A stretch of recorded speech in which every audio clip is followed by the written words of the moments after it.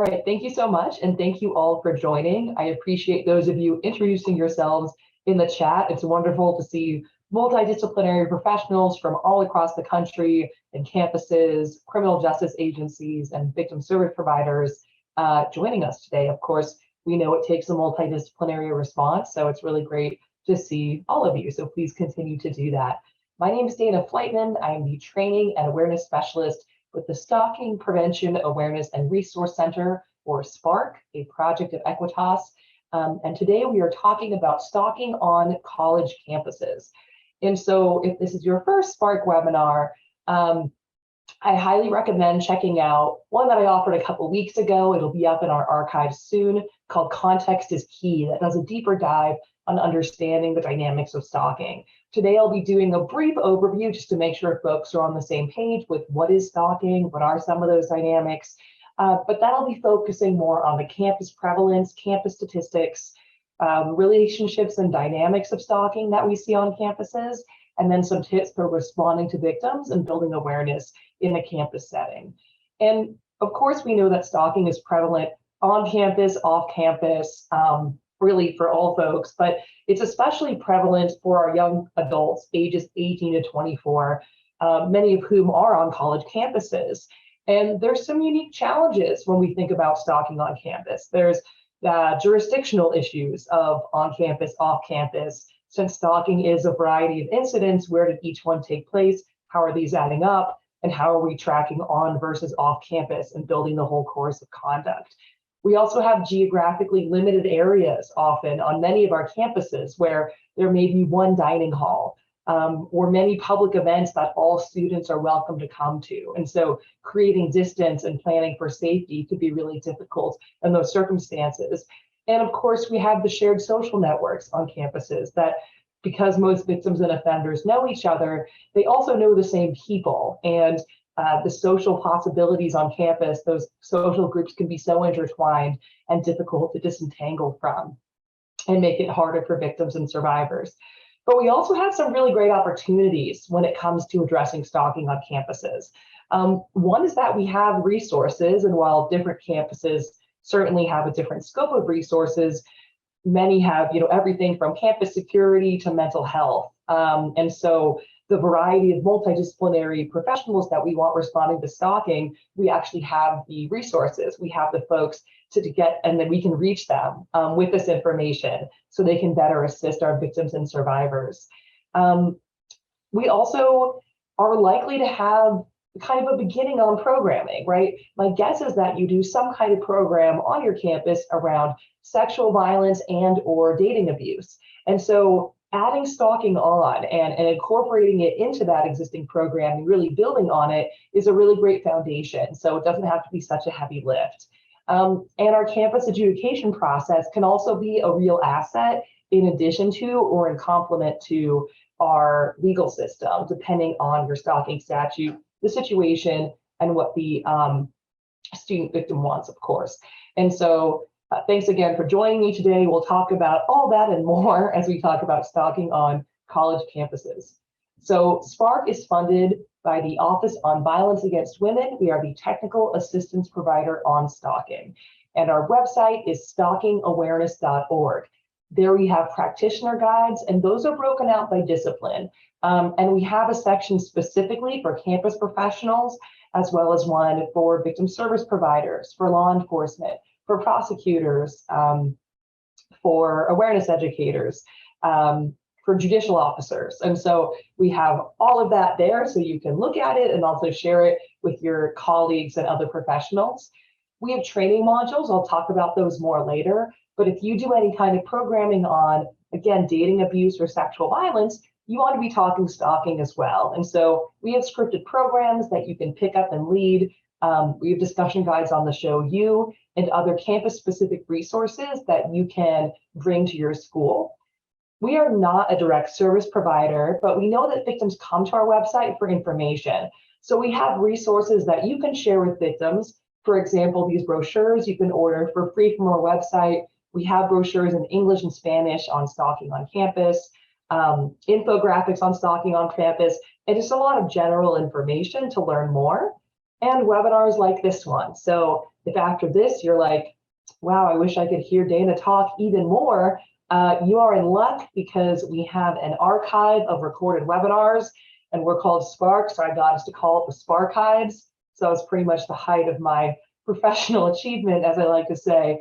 So you can check us out in the SPARchives, and I encourage you to do so, especially for that context is key session if you haven't attended it previously. And we're on social media. We're at Follow Us Legally if you get our sick sense of humor at SPARC. If not, it'll be a long session for you. So your call either way, but I hope that you will follow us legally. We're not afraid. We ask you to keep on top of stalking year round. Also, our newsletter, as an anti-stalking organization, we will not contact you excessively or without your consent. So you have to actually opt into our newsletter or contact us in some way to be included. We only send it about quarterly. It's not one you're getting all the time, and I hope you will stay in touch with us. All right, so again, might be review for some folks, new for some others, but just quickly to make sure we're on the same page, understanding stalking. What is stalking and why should we care? Well, stalking is a really important thing to understand. It is criminal, traumatic, and dangerous. It is a crime in all 50 states, US territories, District of Columbia, tribal jurisdictions, military justice system. It is traumatic, whether it co-occurs with physical violence or not. Many stalking survivors have short and long-term mental health impacts, particularly post-traumatic stress disorder, anxiety, depression. And that can be, again, short-term or lifelong. If you think about that sense of anticipatory fear, that sort of waiting for the other shoe to drop, we have stalking survivors feel like that sometimes for years. So you can imagine that sort of suspenseful state over time and the kind of hypervigilance that could create over the long term. And stalking is dangerous. Often stalking is minimized or misunderstood as the sense of, oh, it's just texting, it's following, no one's really getting hurt here. And that's simply not true. 1 in 5 stalkers use weapons to threaten or to directly harm their victims. Stalking often intersects with physical and sexual violence. And in the vast majority of intimate partner femicides, they're stalking year prior to the murder or attempted murder. So too often, there's sort of a wait for violence or attempted violence, and folks look backwards and say, oh, look, there was stalking all along. Often that was reported to multiple sources, but was not handled with the urgency that it required. And so we don't want to do that, right? We want to identify the stalking while it's happening and intervene then to help address that ongoing, that current trauma and drama, and prevent possible violence and maybe even death. So we really have that opportunity here. So when we look at what is stalking, there's our behavioral definition and our statutory definition. Every state has a different statute to make it fun, right? And so we have a new interactive map on our website, and my colleague Emma is on the call and can share these. We'll be sharing these links in the chat as I mention them. And so it's great to know your state statute because it might match up with that behavioral piece really nicely, or it might not.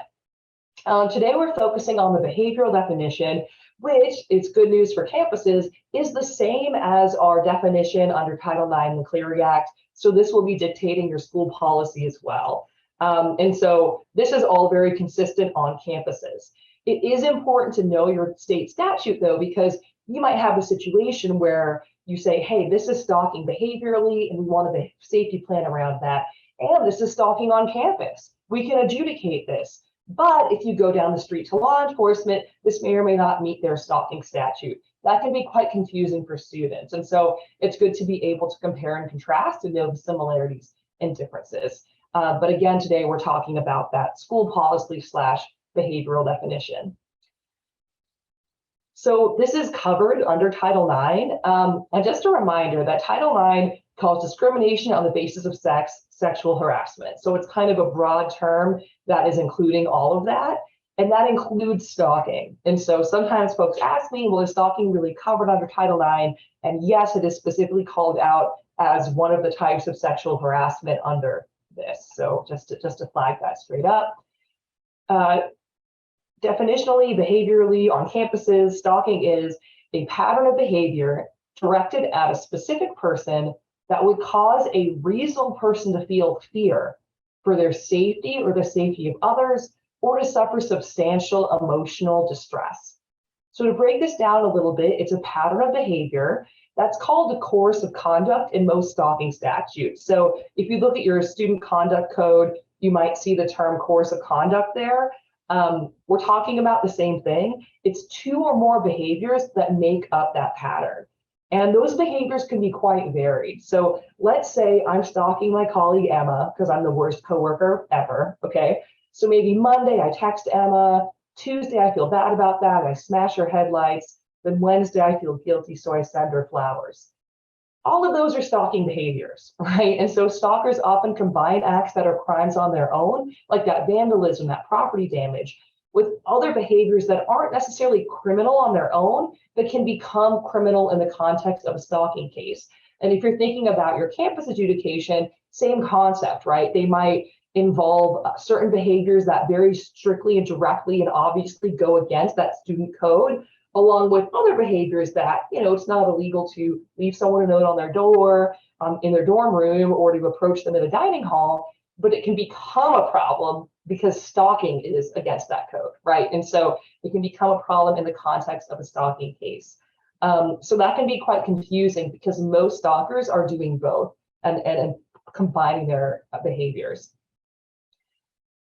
And stalking is directed at a specific person or people. So it's not random. And it's not, for example, a peeping Tom situation where an offender peeks in the women's locker room. That might still be a crime, but stalking is directed at a specific person or persons. They're targeting someone, or perhaps a couple or a small group of people.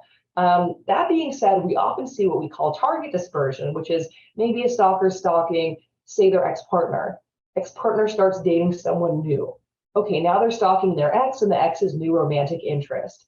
And the stalker's trying to get access and information about their victim. So they're likely to reach out to people in the victim's network, right? So they're coworkers, roommates, classmates, professors, TAs, RAs, internship advisors. All those folks can be involved and even considered co-victimized in a stalking case. But we still see it as directed at a specific person because the offender's trying to get to that person and they might use other people to do it.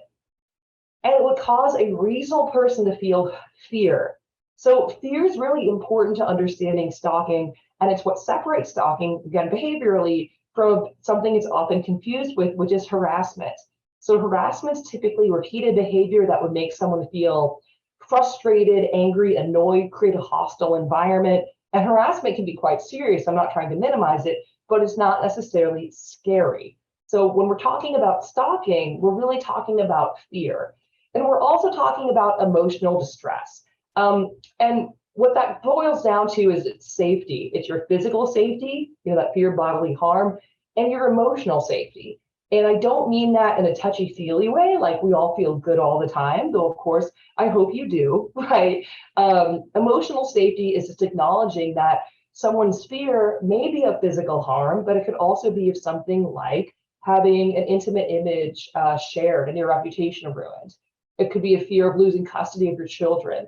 It could be fear of being monitored forever and never having a moment alone, right? And so that safety can be for the bodily harm for yourself or those around you, but also we may have these other fears that are not necessarily strictly related to physical harm, and all of that is covered under stalking.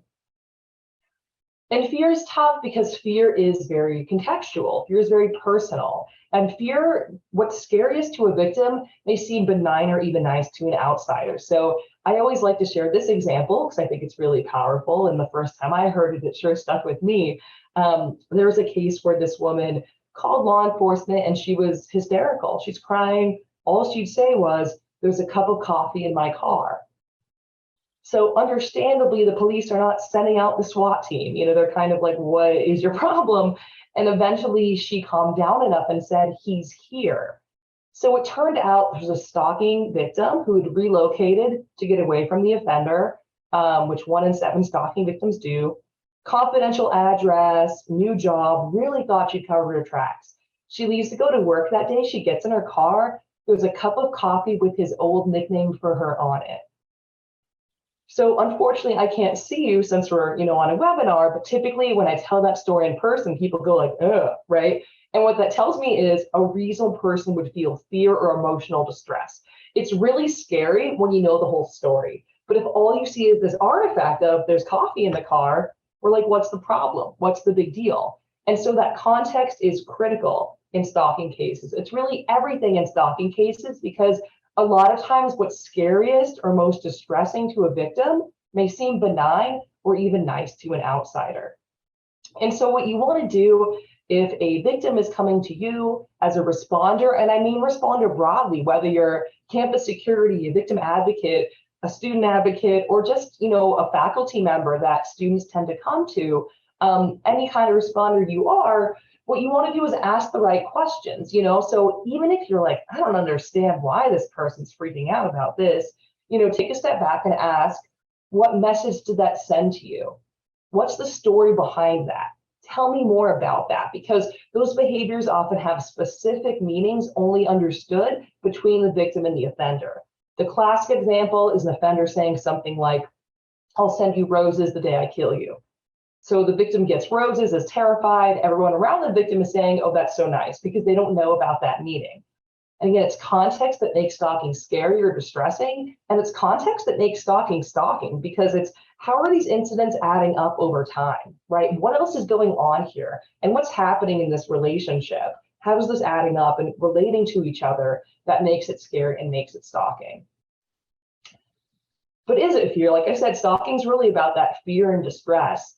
But when a stalking victim comes to you, they're unlikely to use the word stalking, fear, or emotional distress, right? A student's not going to call you up or come into your office and say, hey, I'm experiencing a course of conduct directed at me, a specific person, that would cause a reasonable person to feel fear for the safety or safety of others or suffer substantial emotional distress.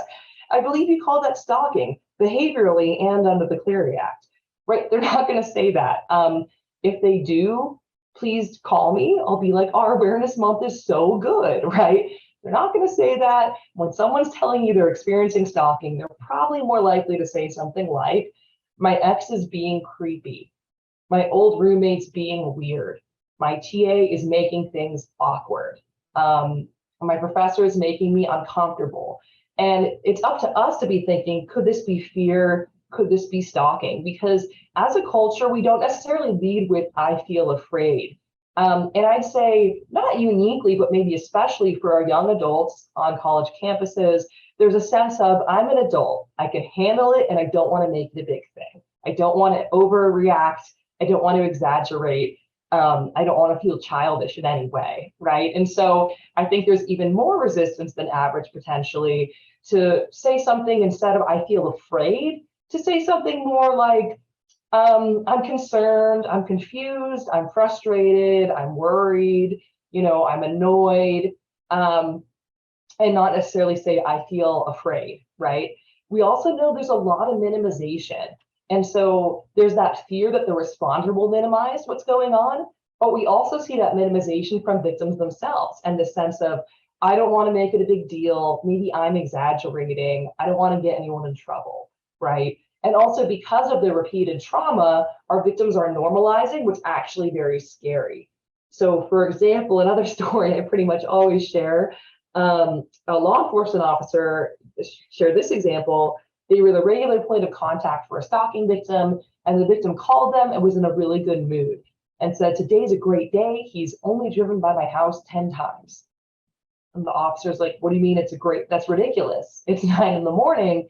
And the victim said, oh, but usually he's driven by like 25 times. So I think it's going to be a low-key day. So it's not that this victim's unreasonable, right? But she is responding to repeated trauma by normalizing and minimizing, what to most of us would be really scary. And so that's where behaviorally that reasonable person standard is kind of helpful, because if you're thinking, you're saying it's fine, but is it? Would most people in this situation think that's fine? Or would that be really scary or distressing? That could still be stalking. Another helpful way to assess for fear or distress is to ask the victim what they've changed as a result of the stalking behavior, because I've had victims say like, oh, I'm not afraid of them. I don't think anything bad's going to happen. But I did request to change my dorm room, and I changed my routes to and from school. I don't take the bus anymore. I take like a private, Lyft or Uber, or get a ride with a friend. And I don't walk alone at night anymore. So, and I left, their picture with the front desk security at my internship. Okay, so it's not to call that student out, but that's, to me, that indicates a level of fear or distress, right? Those aren't things you do when someone's kind of annoying you.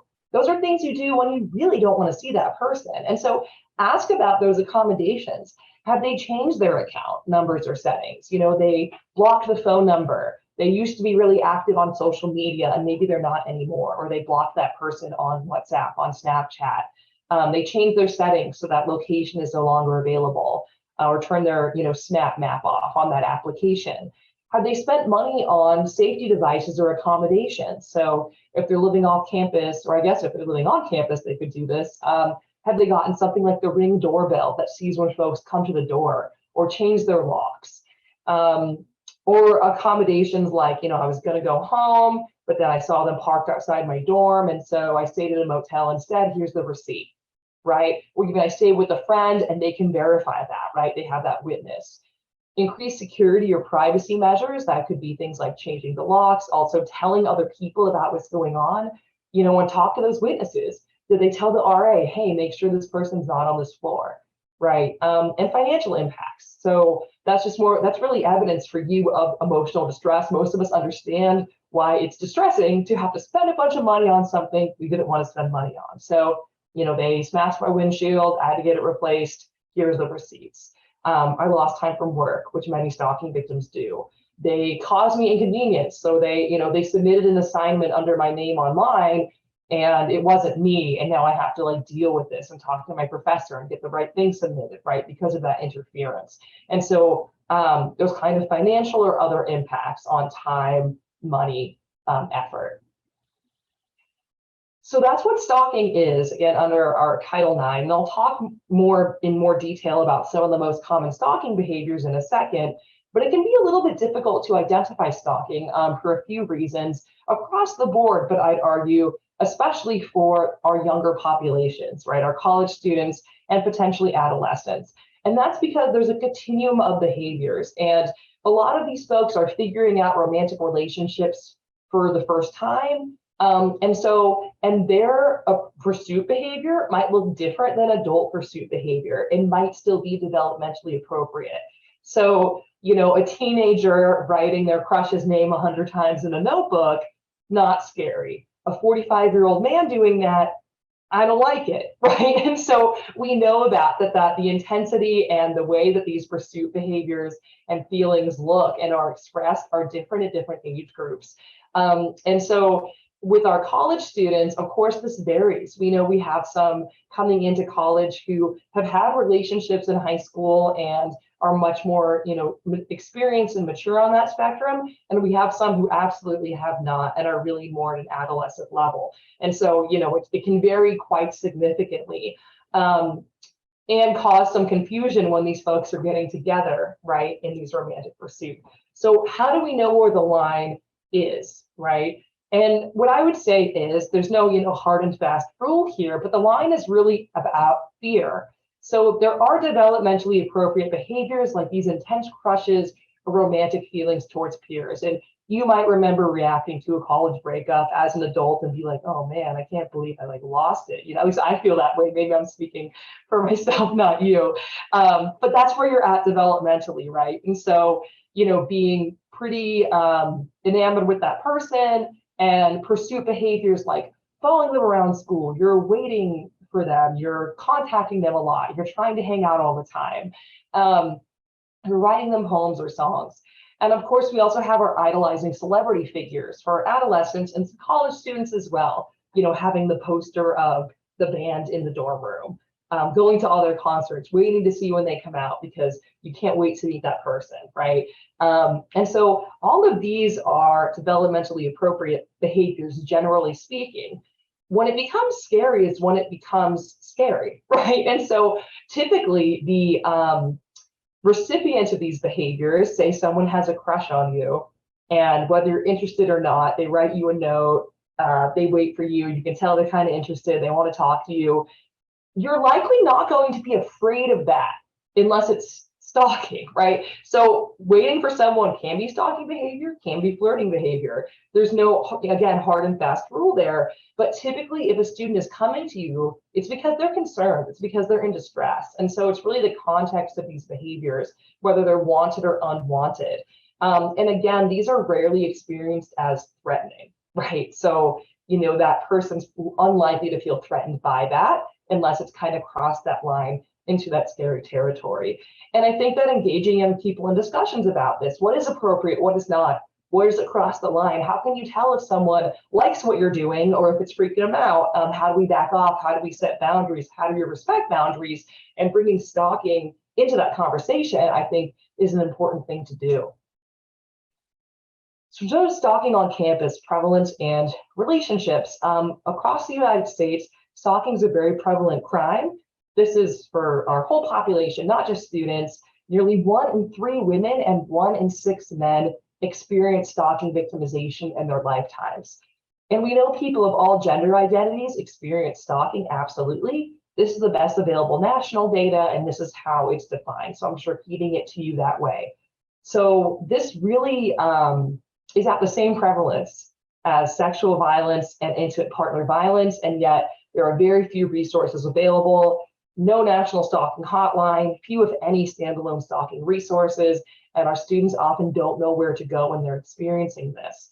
And it's happening in this age group, right? About 1/3 of female and nearly 1/3 of male lifetime stalking victims were first stalked between ages 18 to 24. So quite a few are experiencing their first victimization during this time, during these years. And so our response can make a huge difference, of course, in that instance of stalking, but also throughout their lifetime in terms of, how do I deal with this behavior? Will I get help, etc. So depending what study you look at, around 1/4 of college women experience stalking. And I know this is a big range here. It again depends what study you're looking at. But a lot of students, somewhere between 6 and 40%, experience being stalked at some point since entering college. Now we're focusing on stalking on campus today, but sometimes there's an assumption that being on a campus makes you more likely to experience stalking. And we're finding that's not really true, that young people in this age group who are not living on campus or not as college students are also more likely to experience stalking than the general population. So in other words, you're on and off campus, or your students and non-students, it's that 18 to 24 experiencing that higher prevalence. And our marginalized populations experience it at higher rates. So students who identify as transgender, non-binary, or genderqueer have the highest rates of stalking on campuses. Students with disabilities about twice as likely to experience stalking as students without. And our Black and Native American students are about 1/3 more likely to experience stalking than other students. I'd say in addition to being under-resourced, stalking is also under-researched. And so we do have some wonderful campus studies, but we can use more. So this is what we're gathering from the research that we have. And it makes sense because this is very in line with the research that we have on sexual violence and dating violence, right? These marginalized populations are often experiencing it at higher rates. And it seems that's holding true for stalking as well. Our lesbian, gay, bisexual, transgender, and queer students, again, more likely than our heterosexual or cisgender students to experience it. Sexual minority men, a lot more likely than our heterosexual men. And that non-monosexual, so bisexual or pansexual women, that was a major predictor of stalking victimization. So our bisexual students, especially our female bisexual students, are experiencing really high rates of stalking. So again, people of all genders experience stalking, absolutely, but women experience it at higher rates than men do, and the vast majority of victims report that their offender is male. That's regardless of the sexual orientation of the victim. So why are men stalking other men? Some of that might be same-sex relationship and extension of power and control in an abusive same-sex relationship. But some of it's also that target dispersion I mentioned earlier. where maybe you have, say, an ex-boyfriend stalking an ex-girlfriend, she gets a new boyfriend, now that ex is stalking the new boyfriend as well. So that's not all men stalking other men, but that is a big piece of it. So when I look for pictures of stalking, which I do because I'm fun, okay, this is the kind of stuff I get. So you see it's a lot of alleyways, strangers, hoodies, kind of these lurking figures. And I'm sure it will not surprise you at all, folks listening today, to recognize that this is not accurate, right? This is not accurate. And this imagery is really very similar to that myth of the stranger rapist, right? That it's that stranger in the alleyway. And while stranger stalking can happen, just like stranger rape can happen, it's the vast minority of cases. So my expectation is that you all listening know that already. But our students don't. And our general public, when they think of a stalker, this is what they're thinking of. They're thinking about that shadowy stranger coming, that random person becoming obsessed with them or something. And so we have students saying things like, well, that's not a stalker. That's just my ex having a hard time getting over things. Well, that's one of the most likely categories of folks to engage in stalking behavior. So this is for our overall population.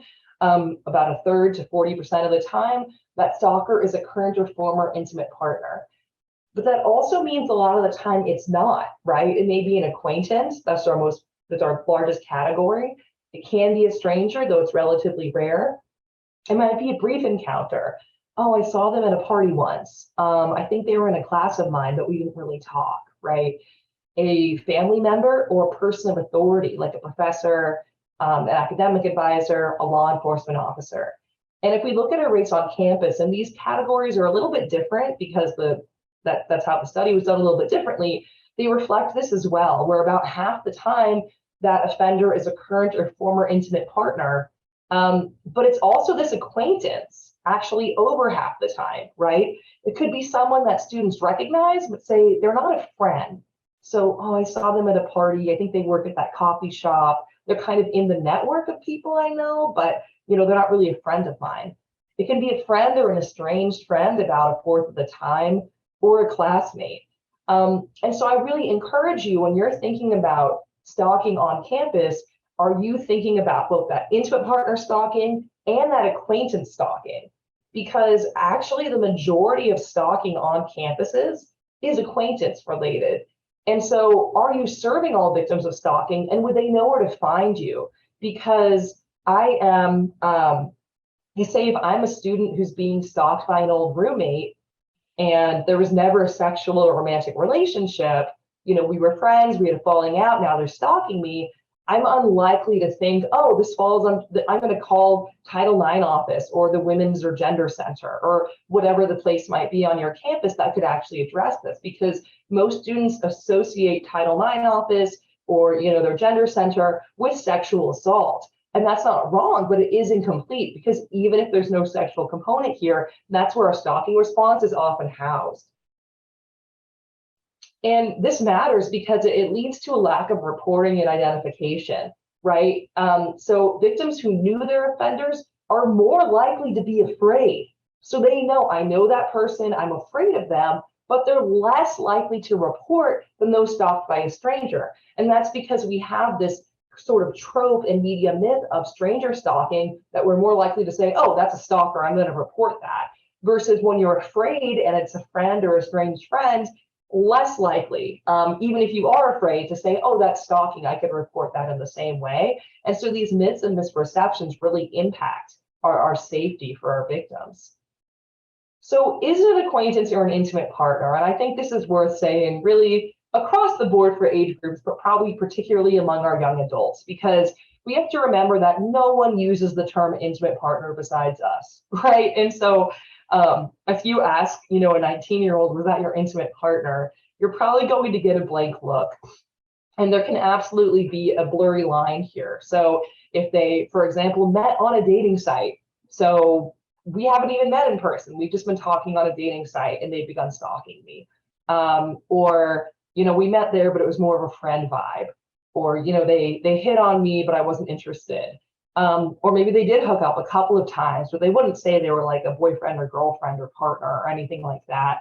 or perhaps they only talked online, right? And so when you're assessing kind of the risk in the relationship here, you want to think about what access or information does this offender have about the victim, right? Because they don't really fit that neatly into these categories. But it's important to just expand our thinking that it's not just our intimate partners or our strangers, because long story short, too late maybe, if our general public is thinking stalkers are strangers, we often have our service providers and criminal justice responders thinking stalkers are intimate partners, and we're both only seeing part of the picture, and they're both wrong, right? When really there's a variety of those victim-stalker relationships, and we want to make sure we're addressing all of them. And we want to know when that stalker is an intimate partner, because while all stalkers can be dangerous, absolutely, on average, our intimate partner stalkers are our most dangerous stalkers, and that they're most likely to physically approach the victim, be interfering, insulting, and threatening, use weapons to threaten or harm, have their behaviors escalate quickly, and or to reoffend, though the recidivism rate is high for our stalking offenders across the board. Stalking is also a lethality risk in an intimate partner relationship in particular. It increases the risk of homicide by 3 times. It's one of the top 10 risk factors for intimate partner homicide. So if you see dating abuse and stalking, that should be a big red flag that, hey, this might be an especially dangerous situation, right? And so we want to be assessing that. But we can't, again, just think about those intimate partner stalkers or just student stalkers. Now, most stalking on campus is student stalking other students. That is the majority. But unfortunately, any relationship can be a stalking relationship. So we have students stalking, we have professors stalking students, we have students stalking professors or administrators, we have strangers coming to campus and stalking, we have our students stalking people off campus, we have faculty and staff stalking each other, right? And so make sure that in your response and in your policies that you're addressing not only that student on student scenario, but the variety of situations where stalking might come up. So stalking behaviors and co-victimizations. There are so many stalking behaviors, and we don't have time to go into them in depth, and we'd be here forever. But big picture, I just want to introduce this framework to you if you haven't seen it yet. We call it the SLIDE framework: surveillance, life invasion, interference, and intimidation. And this is highlighting that, stalkers don't just engage in surveillance, they engage in a wide variety of behaviors. And often when we think stalking, we tend to think surveillance. So you get the imagery of like the binoculars or the camera. We've heard a lot about air tags in the news lately, but anything scary that's not the first thing that happened could be stalking. And so that could be that surveillance, that, following, waiting, getting information about, but it could also be life invasion, showing up in the victim's life where the victim doesn't want them to be there. And that's quite easy to do on a lot of our campuses through that excessive contact, right? So they're texting, they're messaging, they're calling all the time, but also showing up in person. And a lot of our campuses are geographically limited. There might be one dining hall. There might be a lot of events that all students are encouraged to come to, but you have our stalking victims saying like, okay, since when are you in the a cappella group, right? Since when do you go to the football game? Since when do you stand outside my classroom and wait for me, right? Where they're technically allowed to be there, but it's really invasive, and or making friends with that victim's friends, right? Because of their shared social networks. Interference, so through sabotage or attack. So that could be things like spreading rumors about the victim, sabotaging them through, for example, hacking into accounts, changing their passwords. Now they can't get on and submit their assignment. It could also be property damage, very tangible interference, right? Okay, they slashed my tires, I can't get to class, that interferes with my day. And or intimidation, those threats, implicit or explicit, that harm. And because stalking is about fear, you often have to explain why something's intimidating. So again, a cup of coffee is not necessarily intimidating, but someone sneaking into your vehicle to place it there is really a threat, right? What's that person really saying? I found you, I can get to you anytime. That's a threat, that's intimidating. But again, it requires more information. And these categories overlap and intersect, and that's fine. But I just want to encourage you to think broadly about stalking behaviors, that again, it's really anything scary that isn't the first thing that's happened. So if you're trying to screen for, is the stalking victimization, is it something else? Typically, if you ask, hey, are you experiencing stalking? probably the student's going to say, no, it's not stalking. But if you ask about these more specific behaviors, you might get more answers. So ask about these categories. Have they engaged in surveillance? Have they tracked, followed, or monitored you in any way? Have they invaded your life? Has there been unwanted contact, etc.? And you're likely to get more concrete examples. If they say yes, because stalking is about fear, again, did this make the victim afraid or concerned? Did they make any life changes, right? And that's, again, helping you assess for fear. And were they afraid of safety, but also social impact, financial impact, right? Those other things that can scare us quite a bit. And this can help screen for stalking. Here's some of the most common stalking behaviors experienced since entering college that our student victims shared. And most are experiencing multiple behaviors. Unwanted voice or text messages, and then unwanted email or social media messages. Nearly half are experiencing that. So certainly there's a lot of ways for someone to contact us, especially now through technology. And so often it's across platforms, right? They're emailing, they're calling, they're on Snapchat, they're on Instagram, whatever the platform might be. They're on TikTok, they're commenting, they're sharing, they're direct messaging. But we also have over a third saying they're being approached. The stalker is showing up in person where unwanted, right? And that, of course, can escalate the physical danger. I was kind of surprised to see all these unwanted phone calls, because I guess when I think about modern communication, I think about text messaging and social media, but that unwanted phone call, including hangups, also really common. Watching or following them at a distance, or spying on them with a device. So that could be planting a GPS tracker or an AirTag or something like that. It could be hacking into a device they might have. Let's say that a victim has a Nest cam in their house because they have a dog and they want to make sure the dog's okay while they're gone. Okay, well, if the offender guesses the credentials to that account, now they're the one watching, right? And so it could be planting a device or accessing one that already exists. Leaving things for the victim, flowers, cards, presents, leaving them strange or threatening items to find, or sneaking into their home or car and doing things to scare them or let them know they were there. And that's actually a common one that we see, that, not taking or breaking anything, but just leaving some sign that they were there so that the victim knows, okay, they can get to me and they've been here, but it can be hard to prove. So, a victim's like, what am I going to call the police and say there's coffee? I'm going to sound nuts. Say I got flowers, that's crazy, right? I'm going to sound crazy. And so if a victim ever says to you, I know it sounds crazy, but that might be a stalking case, because offenders are engaging in these kind of contextual behaviors that are hard to explain on purpose, because they're often not quite criminal, may not quite violate student conduct code, but they're really scary and intimidating. So again, it's digging a little deeper and seeing, why was that scary? Why is the victim reaching out? Why are they having this reaction? An especially prevalent form of, or I would say form of abuse / stalking behavior that we see in this age group is that sharing nude, semi-nude, or sexually explicit photos or videos of our victims. This is sometimes known as revenge porn. We don't like to call it that because it's not really about revenge, it's not really porn, but I understand that non-consensual distribution of intimate images is a lot to say, so I understand why people call it that, right? And people don't often think about this as stalking, but again, if you're afraid of this kind of image being shared and the offender is using that as leverage, that's often part of the stalking case. And ruining the victim's reputation, spreading rumors about them, sexual or otherwise, that's often part of the stalking case. Another common stalking behavior we see is impersonating the victim online, because typically all you need to make a profile for someone on social media or a dating website is a photo of the person and an email address. And so we have offenders impersonating victims, setting up dates, sending intimate images, and spreading misinformation, and setting them up for possible sexual violence as well, especially if they're engaging in surveillance. So, hey, I'm in the student center, here's what I'm wearing, come find me for what we talked about.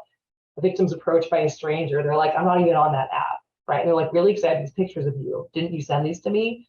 Right, so we see that increasingly. Most stalkers who stalk using technology are also stalking in person. So not all of them, some only use text, some are only in person. But I think especially with this age group, it is critical to know the technology. And we offer trainings on the use of technology to stalk. So I'm not trying to, understate that in any way. but good old-fashioned showing up, going through the mail, going through the trash, and asking friends and family about the victim. Those more in-person strategies are also really popular. So we want to be thinking about the harm through technology as well as the harm in person, right?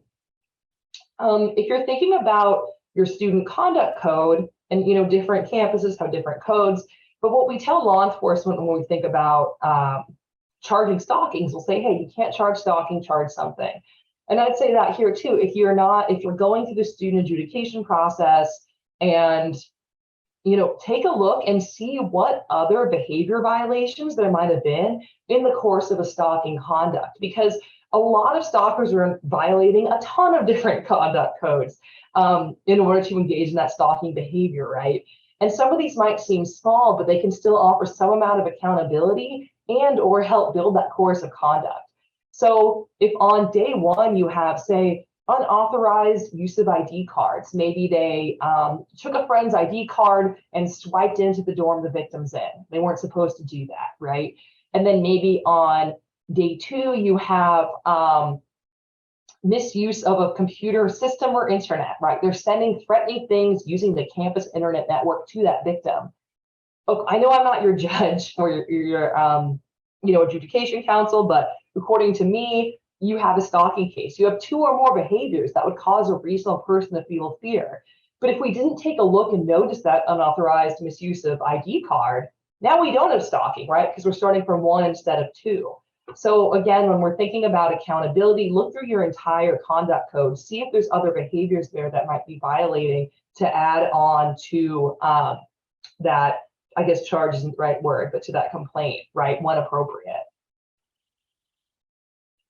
So identifying and reporting stalking, I already mentioned some of the words to look for, that, they're being creepy, I'm getting freaked out, to ask about all those behaviors and the diversity of those behaviors. And there's also a risk assessment specific to stalking that I highly recommend that goes into more depth on those. It's at coercivecontrol.org. It's free, you can get it from our website as well. That can help you identify stalking situations. But a lot of times our stalking cases come to us through some kind of co-occurring victimization, and stalking, sexual violence, and dating violence often intersect. And so my guess is that the services on your campus might be more focused around sexual violence or dating violence. And so we need to recognize when we look at our undergraduate students, those stalked by an intimate partner are also likely to experience coercive control.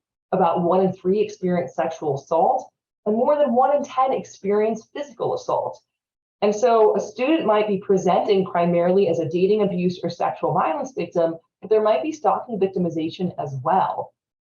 This was a survey of survivors ages 18 to 24 that simply asked sexual assault survivors, have you experienced stalking as well? And about half are saying, yes, I did experience that as well. And so these are often co-occurring and coexisting. So when you're when you're working with a student, if they are primarily, again, coming to you as an intimate partner violence or sexual violence victim, of course, that's really critical, but ask them about stalking victimization. Yes, also ask your stalking victims about sexual violence and or intimate partner violence, because so often these get missed. But the reality is that, again, because there are few, if any, standalone stalking resource centers, no national stalking hotline, and most students affiliate our services with sexual violence or dating violence, no one's really looking at what's going on through that stalking lens. And so it's kind of up to us to do that and say, okay, I want to make sure I'm addressing the full range of co-victimizations here. Let me ask about all of them. Let me get all of them and not miss them from victims who may not be coming to us with a stalking case that they're naming that way primarily. So most students don't report stalking, right? Overall, fewer than 40% of victims across the board report to law enforcement, and that's less than a third of our students seek any kind of services on campus, whether that's campus security, Title IX office, anybody. So why do you think that is? If you can tell me in the chat, why would college students not necessarily report stalking victimization to law enforcement or campus resources, right? Why aren't they calling campus security? Why aren't they going to the Title IX office? Why aren't they going to their gender resource center? Why not? If you can tell me in the chat, why do you think that is? Unaware stalking. Yeah, I think so. I think a lot of folks don't realize what's going on is a behavior that even could be reported that violates the student conduct code. Fear of retaliation, absolutely. We know that when the offender is getting in trouble, whether that's protective or no contact order being served, or they're going through the adjudication process, anything like that, that can absolutely escalate the risk to the victim, because how dare they get me in trouble, right? And so that victim might be afraid of that escalation. Normalizing the behavior, absolutely. So, we see it in our media, we hear the word stalking casually. I'll talk about that a little bit more in a second. So, even if the victim feels uncomfortable, they might really minimize their own feelings. Well, that's normal. That's just what people do. I've seen it. Maybe I'm overreacting, right? I'm sure they didn't mean it that way. And we tend to give our offenders the benefit of the doubt. They might be afraid to report it, don't want to get someone in trouble. Embarrassment, yeah, just feeling like it's private, it's personal. I don't want to talk about this. Fear of being blamed, yeah, that they will be shamed or blamed. And we see a lot of victim blaming in our stalking cases, similar to sexual assault. Often victims are asked, well, were you clear? Did you clearly say you did not want that contact? If you didn't like that person, why did you ever show up in a group setting where they were, right? Or there's these other behavioral questions that we ask about victims. Just ignore it, they'll go away. Yeah, and that's advice that often our stalking victims get, that you're giving them what they want by reacting, by being upset about it. And so your best course of action is just ignore it and they'll stop, right? I'm just looking here at your list, which is very good. Don't want to overreact. Yeah, that minimization, not wanting to go through the process. Absolutely. Just feeling like that is a hassle and I do not want to do it. I don't want my business out there. It's going to take a lot of time and resources, or it might go public. They fear nothing will be done. They don't know who to talk with. Yeah, I think that happens all the time. They don't know, like, who should I talk to about this? Yeah, so I think, and another one I want to add is that, and I love that people are mentioning the social consequences, right? That being ostracized from their friends, if they have the same friend group, most victims and offenders know each other. We have those shared social networks. And so absolutely, that can be a really powerful deterrent for our victims, that it's going to split up the friend group. I'm in the fraternity, they're in our partner sorority. And so if I make it a whole thing that's going to make it awkward for everybody, I don't want to, go through all that. Yeah. And also that feel they can't prove it. I just want to add that, it happened, but I can't prove it. I didn't take that picture. I didn't save the evidence, right? Just, they sent me the Snapchat, it's gone now, but it happened, but there's really no point calling about it. So yeah, I think all of those reasons. A few additional challenges is the high prevalence rate, that it's something that our campuses have limited resources, and yet this is happening at a really high prevalence. There's shared social circles you just mentioned, events and locations open to all students in the limited geographic space, jurisdictional challenges on versus off campus. How is your local law enforcement perhaps sharing with your campus security, and how are people connecting those dots? Because so often in our campus cases that go wrong, we see that, campus security knew something, local law enforcement knew something, Title IX office knew something, and no one's really connected the dots to build the entire course of conduct. And there's also the jurisdictional issues of, when something happens online, if the victim received it off campus, if the offender sent it off campus, where does that fall? How does it get reported, and how does it all factor into the stalking case? And also the conflation with romantic pursuit that I already talked about, or with bullying. And those can be fine lines, right? When you think about bullying behavior, or cliques, or have whatever you want to call it at the college level, versus stalking, they can look very similar. And sometimes that stalking does not get identified. But we know that when students tell someone, so students may not tell authority figures, right? And so we can certainly do better to encourage them to talk to us about it. We can't solve every problem, but some of the ones that you mentioned around students don't know where to go. Okay, we can do better at messaging about that, right? Students don't know what's going on. Is a victimization they could report? That's an awareness and education piece, that they know that, right? And so there are things we can do to increase that.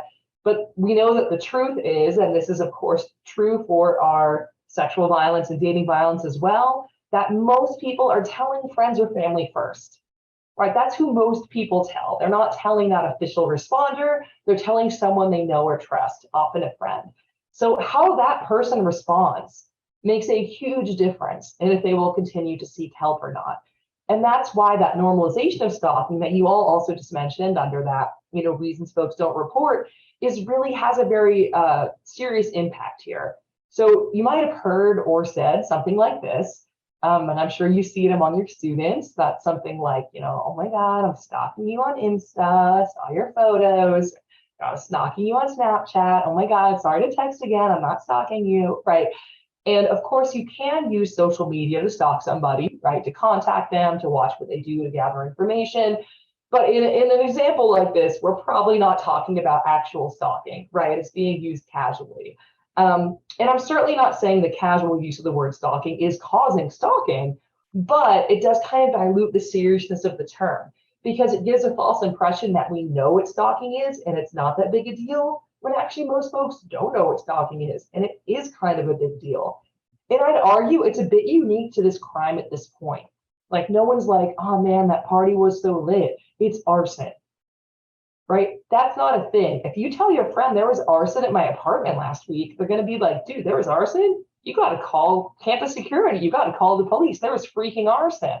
But if you tell your friend, hey, I think this person's stalking me, you're likely to get this response that, is it stalking or is it stalking? And this kind of minimization that can have a really chilling effect on if a victim continues to seek help and take this seriously. And so I think that public awareness piece is critical because, well, yes, we absolutely want to enhance our response to stalking. Most victims don't enter our response because they don't identify what's going on as stalking. And when they tell that friend, they don't say the encouraging thing to get them to that help, right? So we need our victims to know, we need their informal support networks also to know what stalking is and where to get help. We also see stalking normalized in our media quite a bit, which impacts all of us. And it's often shown as romantic. So in our romantic films where it's usually our male protagonist will try again and again to get the girl. And it usually works, right? That persistent behavior works. So they're just going to keep showing up, keep sending messages, keep calling until they break that person down. And they have good intentions and it's shown as romantic. But it's also shown as funny, a lot of our comedies. So it's a common trope in our sitcoms and cartoons where we have that character who just, there they are again, and they're showing up and it's played for laughs. So like SpongeBob, not respecting Squidward's boundaries, right? Just showing up again and again, but there's no harm shown. It's just funny. Or it's shown as heroic. So we have like our superhero movies where, Spider-Man's got to watch over the city so he can swoop in and save Mary Jane if she's in danger. And what do our stalkers and abusers say? They say things like, I trust you, I don't trust the people around you. That's why I have to keep an eye on you so I can protect you if needed, right? And so we see it framed that way. Or it's shown as edgy and sexy, like, wow, they really went there with this media. Ooh, how dangerous. And so, it's not edgy. It's something impacting 1 in 3 women, 1 in 6 men, but it's shown as this kind of sexy outlier thing. And again, I'm certainly not saying that watching the media portrayals of this causes stalking, but it does kind of warp our understanding of what stalking is because we've seen these behaviors. They're often shown as not harmful. If anything, they're shown as romantic, heroic, or funny. And so if we're having a reaction of, I feel afraid or in distress, it can lead victims to really question themselves. And so, I encourage you to think about, your use of how you view stalking in the media literacy. I think is a great way to engage students on this. And I'll talk about that more in a second.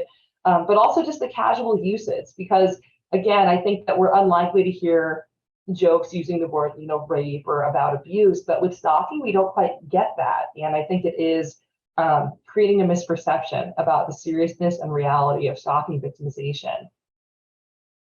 So in terms of responding to stalking victims, here's just a big list of things to consider. And we also have, and I'm just sharing, I'll go back to those questions, but we have a checklist for campus professionals of questions like this. So you can bring these up at your next staff meeting and be the most popular person there. I encourage you to think about how is stalking and education and awareness integrated into existing efforts. If you're doing a program on sexual assault or other related victimizations, are you also talking about stalking in there, either as a standalone or as part of that? Do you have stalking specific services for victims? Are there counseling services for your stalking victims, and are those folks trained and knowledgeable about stalking victimization? Are people aware of what your campus no contact or protective orders look like and when someone might qualify for them? Are folks well versed with your civil protection orders? And do you have community partners you can refer to? How easy is it for a stalking victim to know they can seek services and from whom? So is stalking on your website, or do you have to search for it, right? Are there programs offered? Is it clear? Do your policies and services address the needs of all victims of stalking, including intimate partner stalking, but also non-intimate partner stalking and not sexual assault related, student on student, as well as, again, those victims who might be faculty, volunteers, alumni, staff, whoever falls under that umbrella, and how their relationships might be. Are we addressing stalking across the board? So and some of these changes are big and hard to operationalize, and some have the word stalking to your webpage, so they can vary quite a bit. And asking questions like, do you have the stalking brochure? No, that doesn't solve all stalking, but if I'm a student going into the counseling center, at least it's introducing that vocabulary to me, right? And so again, there's big and small ways to integrate this, and we try at SPARC to make it as easy as possible, not trying to minimize that. It is a lot of work to add this on, right? I get that. But, to give you what you need to be able to integrate this as easily as possible in your response. We also want to think about our student accommodations, same as for sexual assault or dating violence, right? Can you change the class schedule, housing, bus or transportation, the dining hall situation? What is it? Are there different times? How can we create some distance and safety there? How can they get access to those extracurriculars as well? We have a guide for safety strategies also on our website. And so this provides some big picture, and of course, this doesn't replace our individualized safety planning with a victim advocate, but some, big picture safety planning around technology, around where someone physically lives, etc. So just like you'd want to make a safety plan for your domestic violence victim, you want to make one for your stalking victim as well, recognizing that stalkers can be emotionally and physically violent, and that those victims might be at increased risk. We often tell students to document everything, but we don't always tell them how. And so we have these documentation logs for students available on our website for free, very succinct: date, time, what happened, where did it happen. The physical location is important for those jurisdictional issues, because most students don't understand, and most victims generally, they don't understand jurisdiction. So they feel like, I reported this to the police, and they're not really differentiating, okay, was that your campus security? Was that your local police department? Was that your local police when you went home for winter break and you're staying with your mom, right? They're like, I called the police. And so, keeping track of that can be really helpful. And if technology used, what platform? And that's because getting evidence from different platforms is different. So your evidence from Snapchat is harder to get than your evidence from, say, Facebook. And the way that you go about getting that and capturing that can be quite different. It's also showing you the scope of the stalking. Are they only on, say, text message, or is it across platforms, right? And so you want to know where that's happening for those reasons. If there were witnesses, and that's one benefit of the college campus, is that often there are other people around, right? So how to contact them, whether it's a roommate, someone else on the floor, a classmate, or anybody like that, or, oh yeah, they did mention it to their RA. The classmate did see something sketchy happening. If there's evidence, then is it attached, whether that's a screenshot, photo of, say, property damage, here's the item they left in front of my dorm room, and here it is. And if they made a report, to whom did they make it, and their identifying information. And that's really to help connect the dots, because we have different sized police departments, different sized campuses, but a lot of times victims, what they complain about is that, well, one of the things is that they say, it feels like every time I'm calling, I'm bothering someone, and or it's like the first time I'm calling. And so when that officer gets that call about the cup of coffee, they're like, what is going on, right? And they don't understand what the problem is. And so having this incident log like this can really help put that in context and show, oh no, this is the latest in a series of this course of conduct, because these incidents add up, right? But they only add up if we do the math. And so something like this can help. It also help connect across, okay, who did you report that to? And let's connect those dots so that we're not seeing one incident across 5 different places instead of 5 incidents that's, oh, wow, this is a really high risk stalking case, because so often these fall through the cracks. In terms of investigating stalking and hearings, we have some resources for this on our website as well. So we have some considerations in terms of identifying stalking, as well as sample questions to ask the victim and the complainant. The big thing here is to really do the thorough investigation and also to make sure that you're educating the judicial board and everyone on the harms of stalking, because I think so often stalking is minimized and people see it as it's not as big a deal. It was a big misunderstanding. So making sure that the folks listening to that hearing, as well as, of course, the folks investigating the actual situation, are well versed in stalking, in identifying the different stalking behaviors and in the potential harm, so that they know kind of what questions to ask and what kind of evidence to look for. So like I said earlier, most stalking victims don't enter our response. And that's why I think that awareness piece on campuses is really, really critical. And so I just want to highlight a few of the resources we have to make that as easy as possible. If you want more on this, here's another webinar of me talking that is just highlighting our different awareness strategies and resources so that you can talk stalking on your campus or anywhere else. And so this goes into more detail on that. We do have a public awareness workshop specifically for campuses. This is a scripted program that has slides and a script and scenarios and videos. It's ready to use. It's like a program in a box. You can pick it up and use it. We have videos that explain concepts. We have discussion guides and activities. And we have a video that highlights a real campus stalking case, right? And so January is Stalking Awareness Month, so that's a great time to do it. But of course, it's always Stalking Awareness Month to me, right? And so it's always a good time to do a program like this if you do have the time or capacity for a standalone program. So if you're offering that sexual assault, that dating abuse program, bystander intervention program, make sure you're offering one for stalking as well. And here we have it ready for you so you don't have to reinvent the wheel. Media literacy, I already mentioned the ways that media normalizes stalking, can be a great way to have this dialogue in a more fun way. And so the show You is very popular. We have discussion guides on all 3 seasons of You. I joke, if you want to watch it, but then not have fun, you can do these discussion guides. But honestly, these have been very popular on campuses. We've gotten really good feedback on them. And I think the thing to mention when we're talking about media literacy is, don't vilify the media. So it's not like this show is bad and you're bad if you like it, or these messages are terrible and if you didn't notice then something's wrong with you. We're allowed to like what we like. It's just the cumulative effect of all of these different programs and messages about stalking without the counterpoint of actual information about stalking is giving us an unbalanced view and sending us the wrong messages, right? So it's no one thing. But yeah, these can be really popular. You can break it up over a few weeks, or we've had campuses show an episode and literally raise red flags when they see things that are alarming and talk about it. We have a playlist of songs that normalize stalking. And so we've had groups do karaoke events with that, where we then talk about, the lyrics and the impact. So lots of creative ways to get people talking stalking outside of a formal program.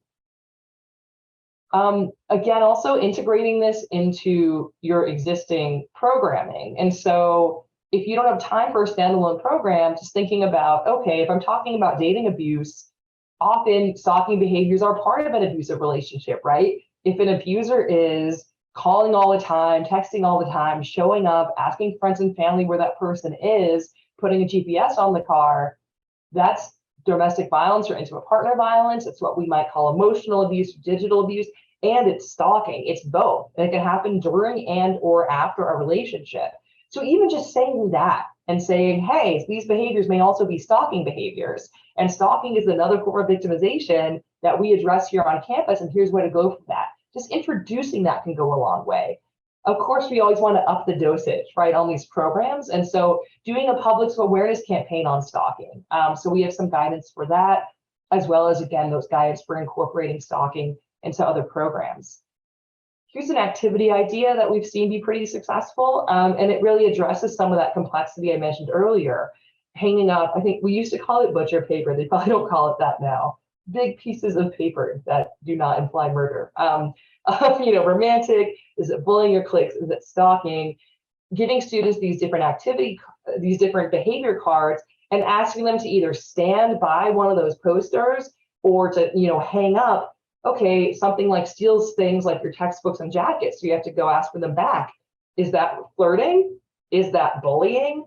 Is it stalking? And really, how do we tell the difference? And this can bring up some really interesting conversations on context, because so often people want those clear answers that, well, and when you think about it, it's not. It's not, if someone sends you 20 text messages, that's okay, but 21, that's stalking. That's just not realistic. It's contextual, it's personal, right? And so it depends on everything else going on, the relationship, etc. That can help people understand that what's scary to a victim may not be clearly scary to them, right, without more of that explanation. Stalking Awareness Month is in January. So if you participate in Domestic Violence Awareness Month in October, Sexual Assault Awareness Month in April, let's show stalking a little love too. So we have resources online for that. So we have daily posts that you can share. We have newsletter blurbs that you can lift. If you're thinking about a time to bring a speaker in, we can recommend a couple stalking survivors, or to do a program. It's great to center them, around that month. But, just trying to make some noise about that, and share some of our materials.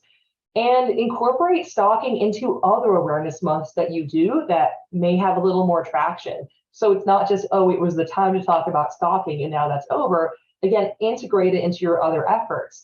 And so if we're talking about, if it's Pride Month, okay, well, unfortunately, our LGBTQ students experience higher rates of stalking. So let's share something about that. If it's Sexual Assault Awareness Month, we just released a video on how stalking and sexual assault intersect. So let's add that into the conversation. Let's name it, right? And so it doesn't always have to be a big deal, but just to add it in so people are getting that reminder about stalking year round, because so often it does relate. And if you're thinking, well, I don't know these facts, I don't know how to do this, we will do it. So if you follow us on Instagram or Facebook or Twitter, we do this all the time. We post every week a few times, and we'll always have specific posts for that month or awareness event or whatever. And so you can always just share whatever we shared. Also, just those passive things. Again, when students waiting in the office, they see the word stalking. The word stalking's on the website. If you're sharing the RAIN hotline or the DV hotline or Love is Respect, share Victim Connect as well. That's the closest thing we have to a stalking hotline. So certainly not in place of those other services, but making sure that you're adding stalking in as much as possible and to the same degree, recognizing that it's experienced to the same victimization degree, right? Like it's experienced at the same prevalence. So we want to up our response so it's at that same response level. Again, you can order these from our website. Here's my information and in a second, but here's our website again. I know I mentioned here's a lot of problems and we have some stuff for you. So I hope that you will check it out. The reality is, again, that stalking is criminal, traumatic, dangerous. It's prevalent. It violates student conduct codes.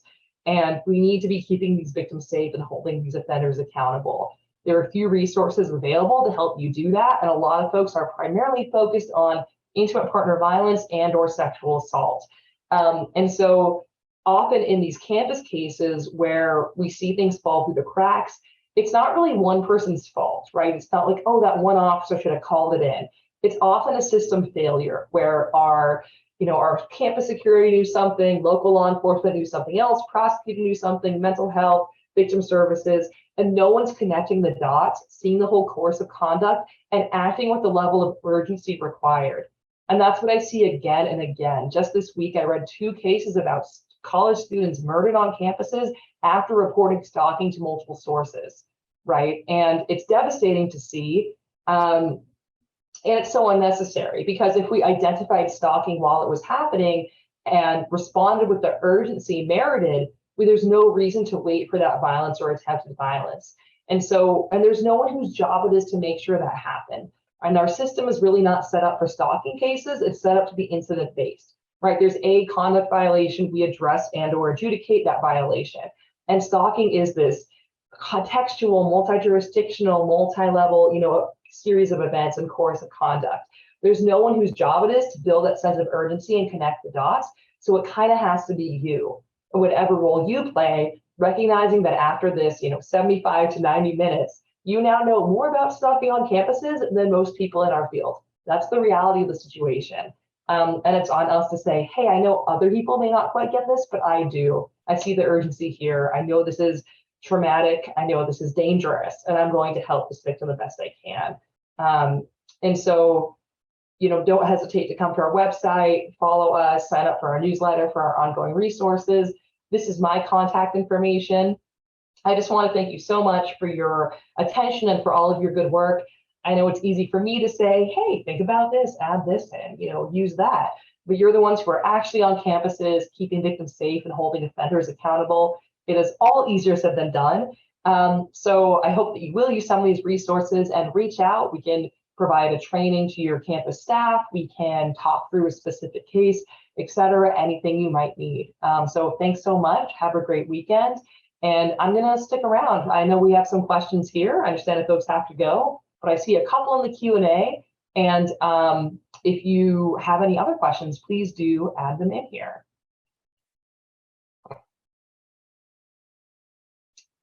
Okay, one was just about number of participants on the call, so that's not as relevant. I think it's at its height, there are around 180.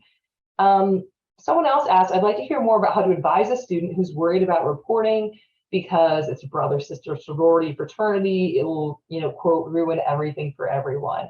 Yeah, it's a good question, because we see that with those social networks, absolutely in Greek life, but not unique to Greek life, right? It's any social network. It's going to ruin things for everyone in the school play, in the in the drama group, on the sports team, on whatever it might be. So I think we want to be victim centered, right? It's up to the victim. They might decide the social consequence is too great to report, and that's their prerogative. And so we certainly can't make them report or to make them adjudicate anything. I think that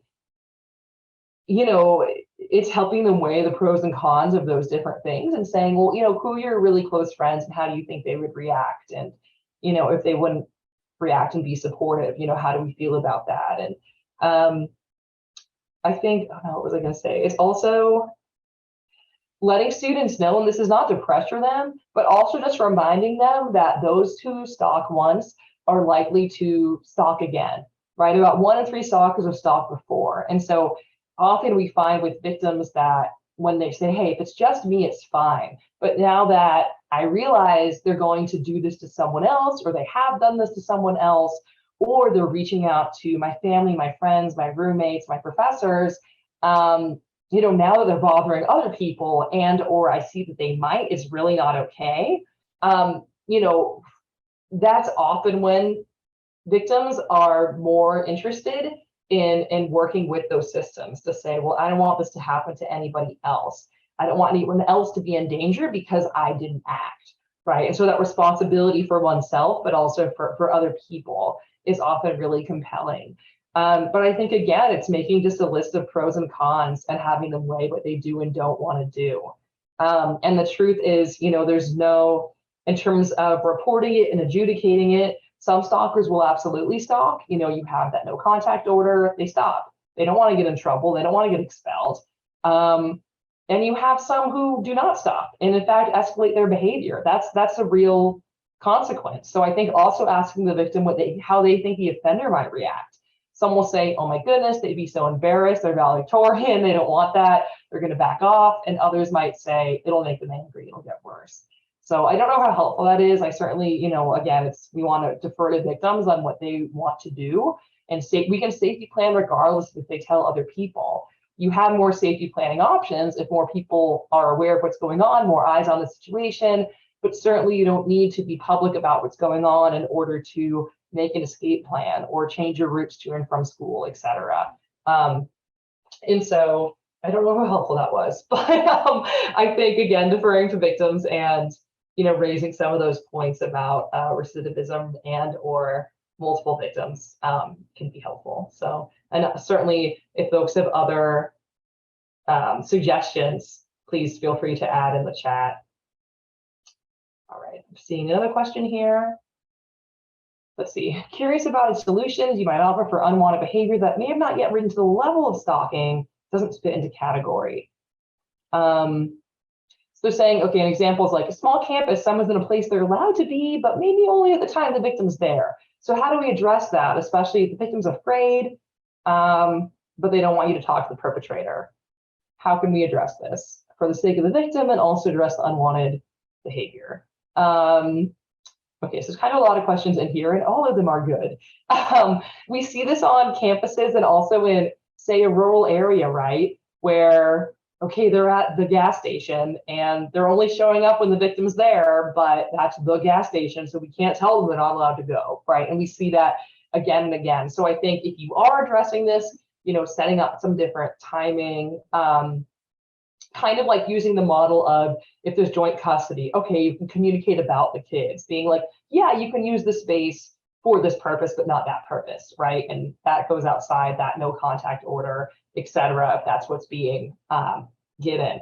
I think in terms of if it's risen to the level of stalking or not, I mean, it's hard to assess that, right? Because it really depends on the victim's fear. If you're saying, I'm seeing some of these behaviors and the victim's afraid, then I would say, well, that sounds like stalking and it'll probably continue. And so I would say that does rise to the level of stalking, right?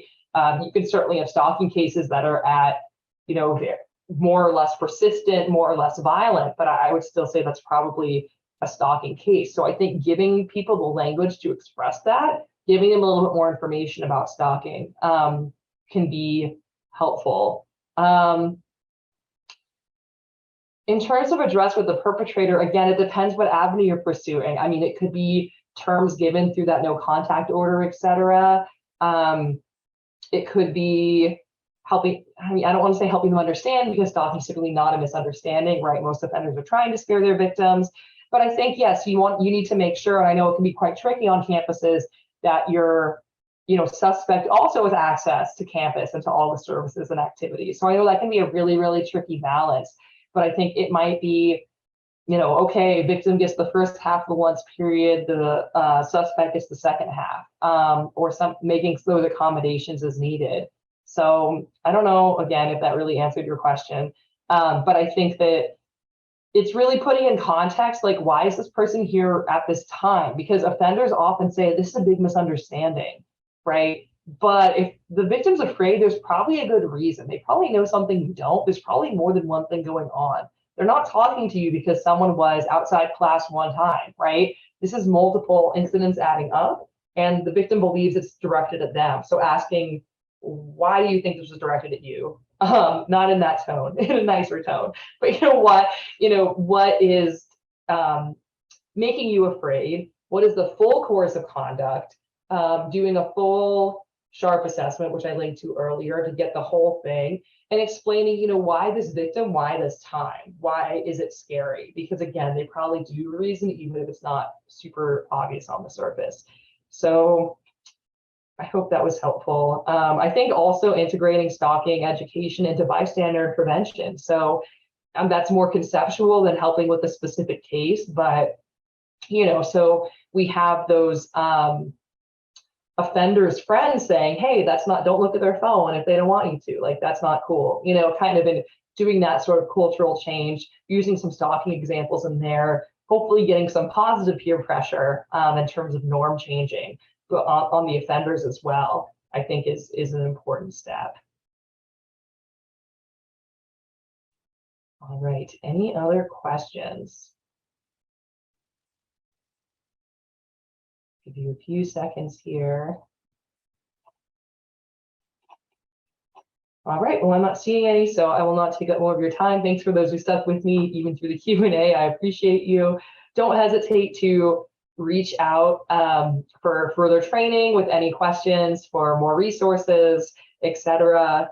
we're happy to do it. We're happy to talk stalking with you anytime. So thanks so much and have a great weekend.